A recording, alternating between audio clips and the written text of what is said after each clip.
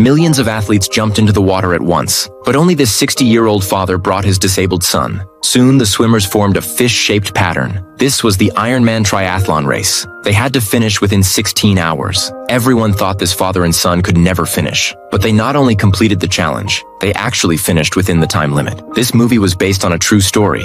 Other athletes were already swimming to shore, but this father and son were still pushing through the water. Julian cheered for his dad from a boat. Finally, with the crowd cheering loudly, they made it to the shore. But their challenge had just begun. The father quickly changed Julian into fresh clothes. He placed him on a special bike. After getting everything ready, they took off, but they could no longer see the other racers ahead. In this crazy summer heat, they had to bike for nearly 12 hours. Now it wasn't just about physical strength. This was testing the father and son's mental power. The father worried his son might get heat stroke. He kept pouring water on his head to keep him awake. After hours of biking, the son wasn't tired at all. Instead, he had a huge smile on his face. The road was covered with Julian's name. The whole town came out to cheer for them. Julian even saw the girl he liked, but they couldn't stop for a second. The main group had already started the marathon, but the more they rushed, the more things went wrong. Suddenly, the father noticed his son looked really sick. He had to stop and check. He discovered a huge wound on his son's stomach. He could only spray medicine to prevent infection. He told his son they should give up, but Julian absolutely refused to quit. His father promised to bike the whole way and let the doctors decide.